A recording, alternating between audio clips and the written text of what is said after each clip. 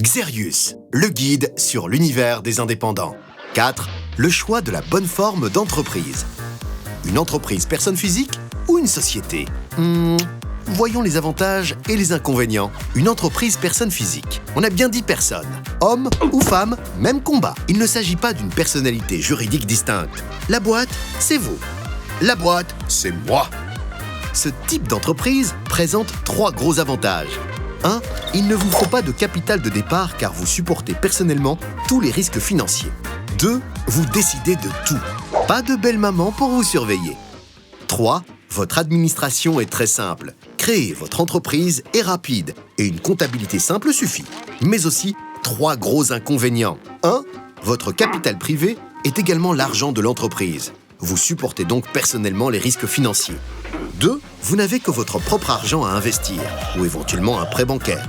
3. Vous payez davantage d'impôts sur vos bénéfices avec des tranches d'imposition comprises entre 25 et 50%. C'est assez contraignant. Prenons le cas de Sophie. Sophie travaille à temps plein dans une agence immobilière. Dans son temps libre, elle aimerait se lancer en tant que traductrice indépendante. Elle opte pour une entreprise personne physique pour les raisons suivantes. La création est rapide, facile et peu coûteuse et elle peut facilement interrompre son activité si ça ne se passe pas comme prévu. De plus, avec une entreprise personne physique, Sophie prend peu ou pas de risques financiers car elle ne doit faire aucun investissement. Enfin, notre traductrice a peu de factures. Une comptabilité simple est donc suffisante.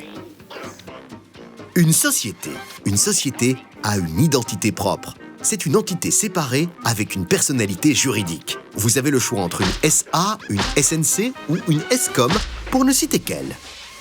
Une société présente 3 gros avantages. 1. Votre patrimoine privé est plus en sécurité.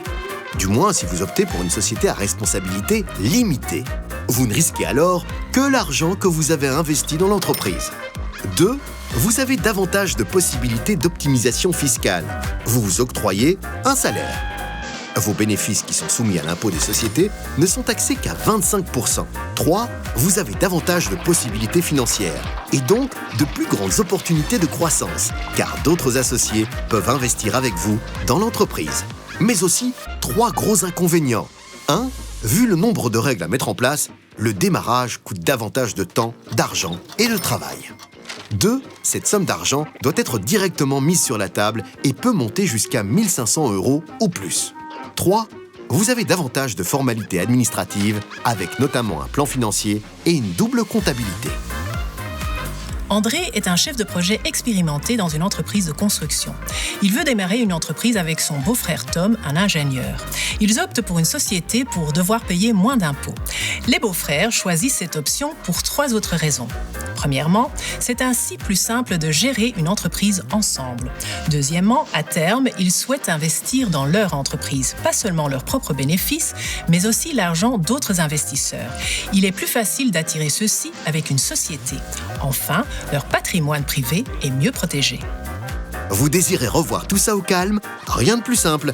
Consultez la page xerius.be ou contactez directement Xerius. Nous vous aiderons avec plaisir à vous lancer comme indépendant. C'est gagné entreprendre!